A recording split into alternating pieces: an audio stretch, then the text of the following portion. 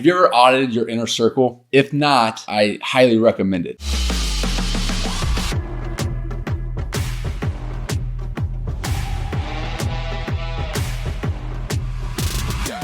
Today, we're going to be talking about why building a strong inner circle of tight-knit relationships is foundational to long-term personal and professional success. Brian, looking back on, if you want to go back to childhood, that's fine as well, but your adulthood, some of the most important figures in your life, mentors, good or bad, that have positively or negatively impacted you.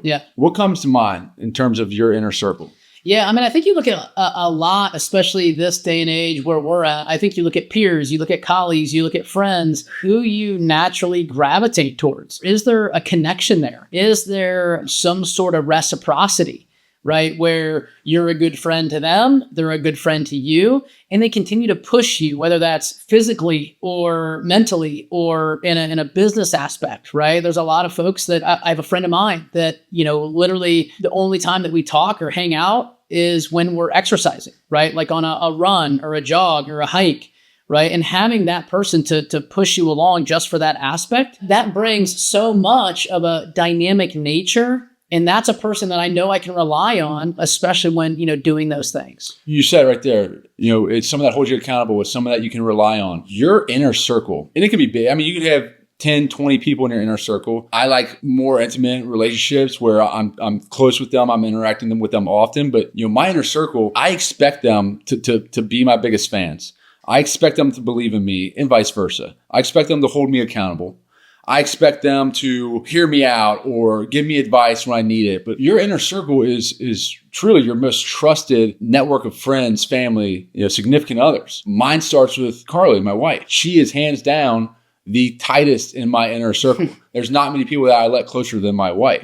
But in terms of being my biggest fan, like she's got to be my biggest fan. Sure. And I'm her biggest fan. Yep. And that's how that works. Right. If she says, I want to get better with my patience. Sure. We have 3 kids. I want to get better with my patience. What do you, hold on, a father of 3? I guess she would be a mother of 3. Patience is This is more me speaking for me. It's something I need to work on. Me too, man. Every day. If she is saying, I want to prove my patience with the kids. Yeah. And I walk in the door and she's already losing her mind and smashing dishware and her hair's in a frenzy. I'm going to hold her accountable to that. Granted, I'm going to offset her a little bit, sure, bring her back. But Carly, we talked about patience. Like I need to be there to support her, but also hold her accountable to what she's trying to do. So we're going to celebrate each other. We're going to push each other. We're going to motivate each other. But at the end of the day, you have to find those people to surround yourself with if you're wanting to pursue your goals and reach them. Because me personally, and Brian, you can speak for yourself, but there is no way in hell that I'd be sitting here or where I'm at in life, it weren't for the people I had in my inner circle throughout my life. But they changed. Brian, how has your inner circle changed as you've matured, as you've grown? It's funny, man. It's like you don't really realize that until you look back and you're like, oh, I don't really connect with these type of people that I used to in the past. Right? Why is that? Well, I think it's just, priorities change, and I think different motives change, and you want to achieve certain things or you want your life to be a certain way. And I think that, I think we all go through it, especially maybe like early 20s where, a lot of people are going out to bars and they're, drinking a ton on the weekends, and like you get a little bit older and you kind of grow out of that phase a little bit. Well, that doesn't really sound that appealing anymore. And you still have those folks as you grow older that are still doing that in their mid-30s, which is fine. Like I have no judgment against that. But like for me in my phase of my life, I'm not really doing that. So therefore, I'm not really hanging out with that type of person that wants to go to the bars every, Thursday, Friday, Saturday and stay out till 2 a.m. That would be worst case scenario, especially when my kids wake up at 6. Yeah, you're at a different stage of your life, exactly. And they might be in a similar stage, but they still might be living in the past. Sure. And doing things that you and I may have enjoyed in high school or college. You didn't start drinking until like late. I don't even. You're a collegiate athlete. We'll give you a pass, but no, they're living in the past. Sure. And one thing I think that's fascinating to think about. Yep. You want to surround yourself with people who are driven and ambitious. Yep. And they share the similar goals or mindset as you. Correct. That doesn't really involve anything in the past. Yep. That involves being present in the future. Yep. Talking about your goals and how you're going to get there in the future. Sure. But you got to be present and focus on the future as opposed to half present, but mostly living in the past. Yeah, I think that when you ask that question about inner circle and what's that mean and how do you describe that, and I think it's always changing, right? You might add some people in, and what is it saying that you are the 5 people you hang around with the most, right? And I think there's a lot of validity to that. Now, do people move out and come in at different phases and different stages of your life? For sure. One of the biggest things for me in the inner circle is the ability to have those conversations. And you said it earlier, like being the biggest fan of somebody else. Like even when I told a couple of people that we were doing this podcast, right? I said, hey, listen, we're launching this podcast, and I'm not really sure how it's going to go because I've never done this before, but we're taking a stab at it. And I love to see the people that were in my inner circle. Awesome, man. I'm super excited for you. You're going to crush it. Not that I, need to hear that validity, but it felt good. Brian, right? Have you heard this one? What you got? Why would you do a podcast? Everybody does a podcast. Right. Yeah. I mean, I've heard, something along those, like, what are you trying to prove? Yeah. Like what, I don't know. I think we're trying to, share our message and our experience, our knowledge out to the world. Right. But no, I think you're absolutely right. And like, who is bringing you down as opposed to who is pushing you? Right? Or who is happy for you to take that next step. You know what? Maybe I'm not the person I used to be, and I want to get better, and I want to try to achieve greater things. People always say, like, I take mental notes or mental receipts or whatever. Like, and I think we've said it earlier on other shows, but you remember those things, right? If somebody degrades or somebody has like a seed of doubt about like the show or whatever, it's like, oh, okay, I'm gonna remember that, right? Yeah. And like, it doesn't happen overnight, but eventually those people probably are on the outside of your, inner circle. Yeah, a few things I love that you brought up there. You mentioned like you wouldn't have people in your circle that are going to push you. Yeah, they're going to motivate you. They're going to hold you accountable to go. Accountability. Yeah. It's the Hormozy, or I forget who talks about this, but it's energy takers and energy givers. Yeah, anyone that you're around, you're immediately going to get an emotion. Sure. Because there is something that you've experienced with them. Yeah. But a lot of times you consistently experience that type of emotion. Sure. It will trigger you to feel one particular way or another. Yeah. And whether that's they take your energy. So let's say we hang out with some random person that we've known for years. Sure. I feel like they're always negative. They're always bitching about their significant other. Sure. Or they're always complaining about their kids. Yeah. They suck the energy away from them. And so now, after a few times of experiencing that, that person's an energy taker. I'm not talking about anyone in particular. Yeah.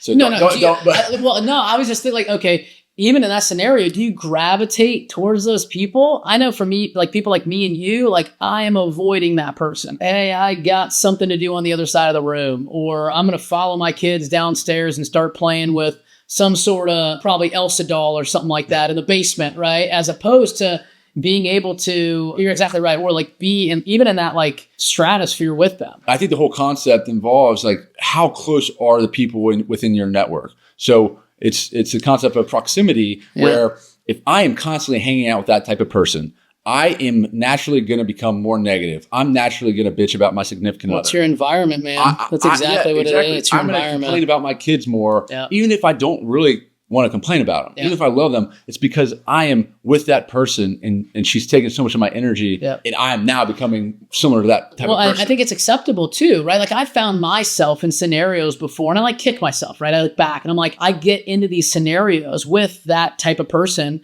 and then I start saying those things or I start like, oh, I want to be accepted by this group. Therefore, I feel like I need to bash my kids or say something that is degrading to, my significant other. And I'm like, God, man, like, why'd you do that? Why did you when I'm having like self-reflection or self-reflecting thoughts, why dumb down? Why did you blow your own candle out to go down to their level? I'm gonna stop you there, Brian. Yeah. So let's say that is someone that has been in your inner circle or that you've grown up with. Yeah. And you're starting to feel that emotion starting to get triggered when you come around. Disconnect, man. When we're talking about auditing your inner circle, how do you have that tough conversation? I don't know if a tough conversation needs to be had, but I do think that it's, I think you just gravitate or you move away over time, right? You don't really ask them to hang out as much. They're not really asking you to hang out as much. You get more busy. You get more, you can use it. It's just the separation is there. Now, don't get me wrong. Like I think, we're talking about inner circle and we're talking about the 5 people or 10 people that you hang around the most, right? And there are certain people in different life stages that help you out and you enjoy being around and they fill you up, right? There's so many scenarios where you go to an event or being around somebody and it's like, oh my God, you leave that event. You're like, oh my, this is like, I feel so good. I feel so satisfied and fulfilled. I love being around John because I always feel like he's so optimistic and he's always seeing the bright side of things, and it leaves you with a great feeling. One thing I did want to add in here is for those listening to the show, it does take effort. It does take action to create that. Like, oh man, I want to be a part of that group. Okay, well, what do you need to do? Do you need to put yourself out there a little bit, which maybe is not your style?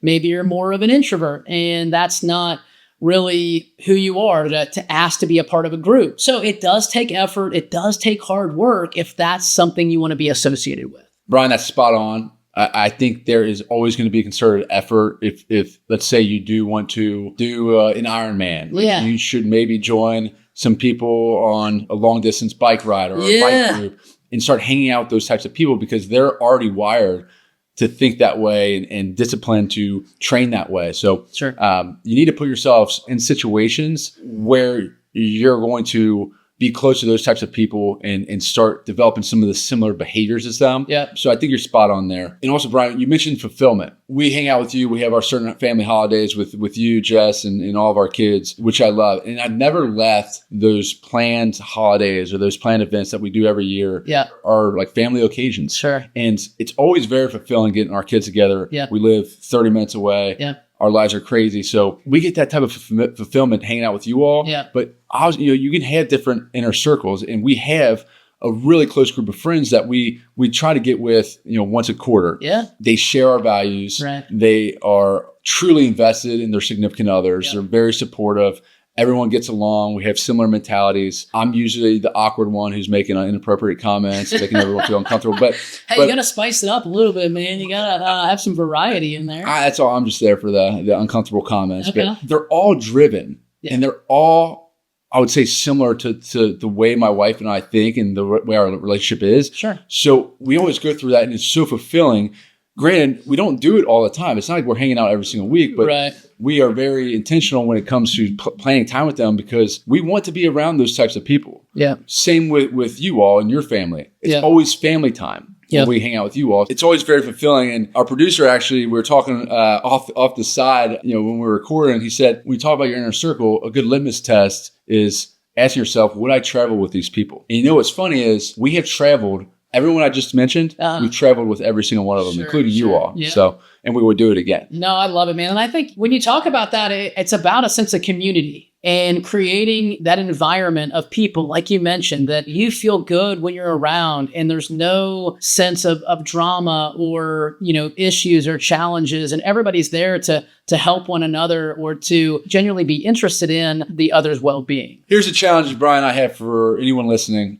Sit down, think about your inner circle. Who are some of the most important people or the most active people in your lives? Personally, professionally, it doesn't matter. Truly think about, are they your biggest fan? Do they believe in you? Are they supportive? Are they holding you accountable?